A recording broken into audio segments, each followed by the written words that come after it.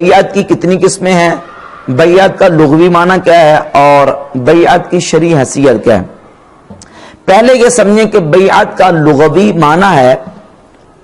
یہ باع یبیع بیعتن سے ہے، اس کا معنی ہے بیچنا، عہد و پیمان کرنا، معاہدہ کرنا۔ نبی کریم صلی اللہ تعالی علیہ وسلم کی بارگاہ اقدس میں جو لوگ آتے، سرکار دو عالم صلی اللہ تعالی علیہ وسلم ان سے بیعت لیتے۔ بعض لوگ تو وہ ہوتے تھے جو پہلے جن نے کلمہ نہیں پڑھا ہوتا تھا، مسلمان نہیں ہوتے تھے، جب حضور علیہ الصلوۃ والسلام کی بارگاہ اقدس میں آتے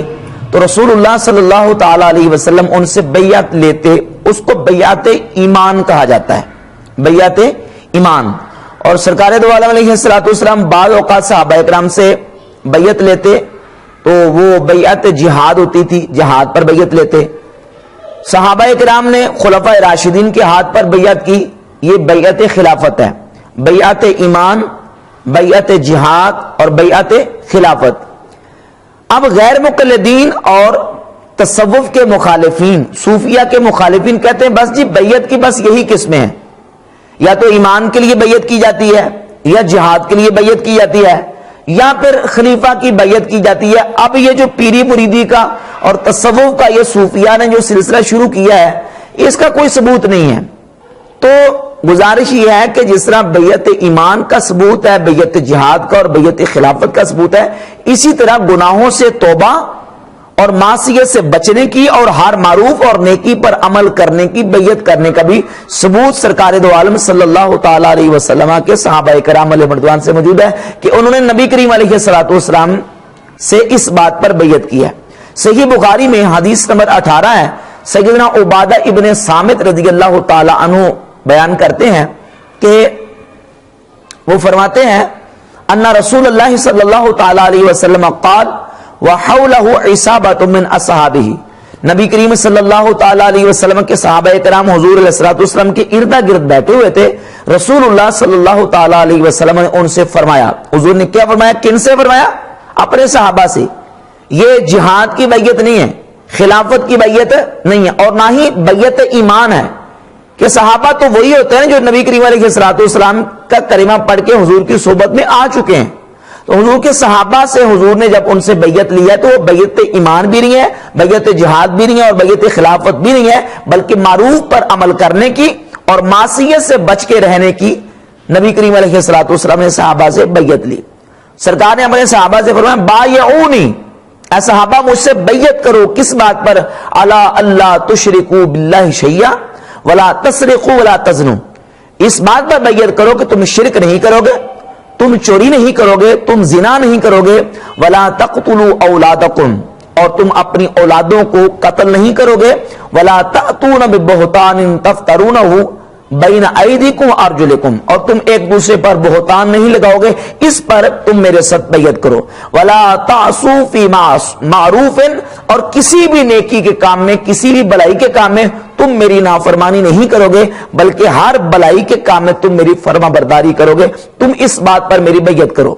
فمن وفا منکم فاجرہ علی اللہ، تم میں سے جس نے اس کو پورا کیا، اس بیعت کو، اس عہد و پیمان کو، اس معاہدہ کو پورا کیا، اس کا اجر اللہ رب العزت کے ذمہ کرم پر ہے۔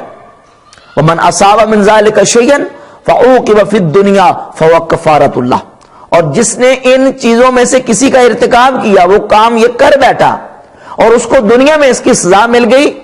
فهو کفارۃ اللہ، فرمایا کہ وہ دنیا میں سزا مل جانا اس کے لیے کفارہ بن جائے گا، اب اس کو اس پر آخرت میں کوئی سزا نہیں ہوگی۔ من اصاب من ذلک شیئا ثم سترہ اللہ،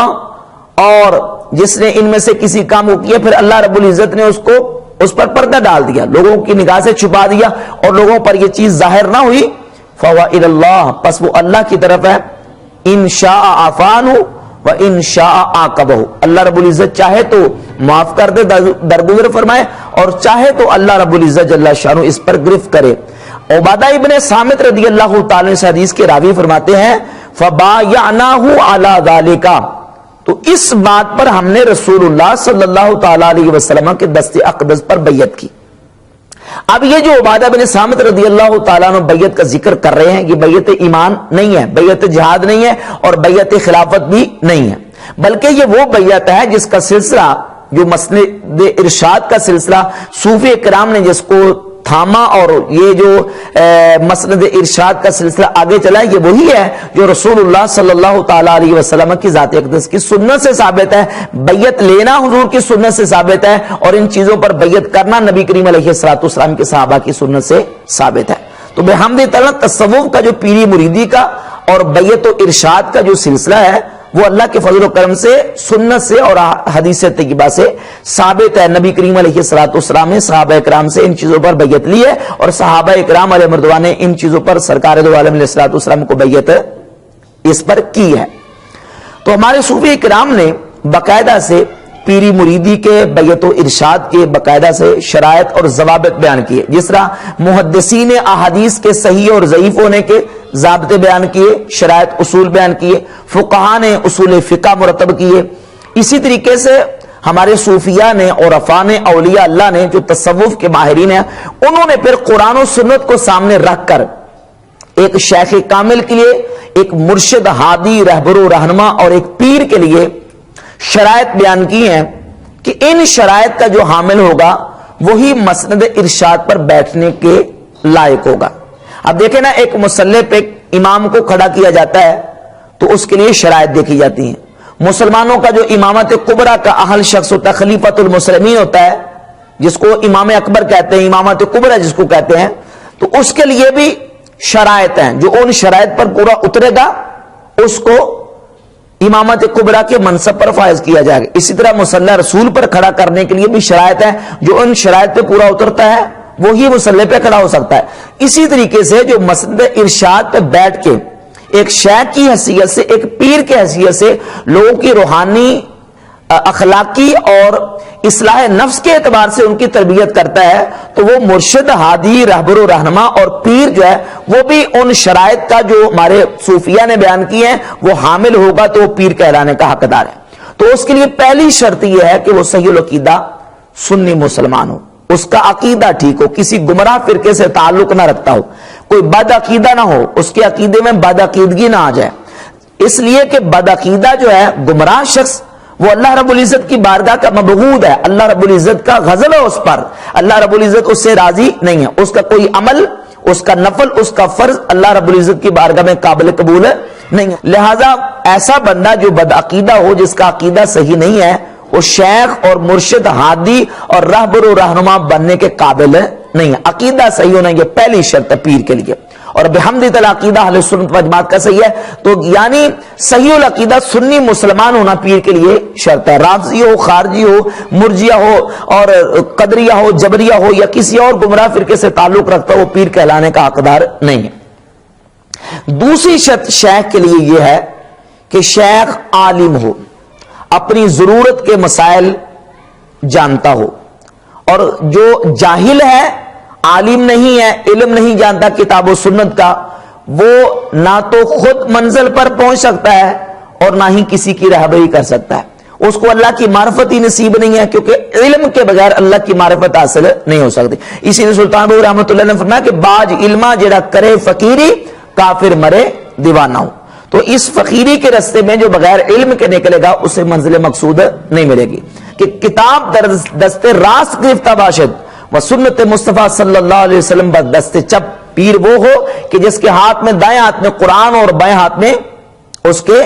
حدیث ہو۔ در روشنائی ای دو شمع میر ود تا نہ در مغاق شبت افتد نہ در ظلمات بدعت۔ جب ان دو روشنائیوں کو اور شمعوں کو لے کر چلے گا تو پھر وہ روشنی میں منزل مقصود تک پہنچے گا، اندھیرے میں نہیں بھٹکے گا، گمراہی میں نہیں پڑے گا۔ تو پیر کے لیے شرط یہ ہے کہ وہ عالم ہو،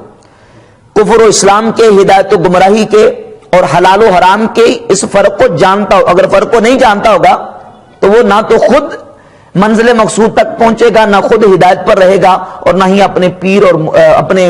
جو مرید اور مسترشد کو رستہ دکھا سکے گا۔ اور تیسری شرط یہ ہے شیخ کے لیے، مرشد کے لیے، کہ علم کے ساتھ ساتھ یہ ہے کہ وہ فاسق نہ ہو، فاسق مولع نہ ہو، ایسا اعلانیہ فاسق نہ ہو کہ جو اعلانیہ طور پہ کبیرہ گناہوں کا مرتکب ہو اور گناہوں میں ملوث ہو۔ جو اس طرح کبیرہ گناہوں میں ملوث ہوگا وہ کسی کی رہبری اور رہنمائی نہیں کر سکے گا۔ اور چوتھی شرط یہ صوفیہ نے جو شرط اہل باطن کے اجماع سے جو ثابت ہے کہ اس کا متصل سلسلے سے اس کو اجازت ہو، سلسلہ صحیحہ متصلہ سے اس کو اجازت ہو، بغیر اجازت کے وہ راہبری اور رہنمائی نہیں کر سکتا۔ تو جو ان 4 شرائط پہ پورا اترے گا وہ شیخ ہوگا، اور اس کو اپنی انسان ظاہری اور باطنی فلاح کے لیے اور اپنی تربیت کے لیے اپنا مرشد، ہادی، رہبر اور رہنما قرار دے کر اس کی رہنمائی میں جب سلوک کی منازل طے کرے گا تو منزل مقصود تک پہنچ جائے گا۔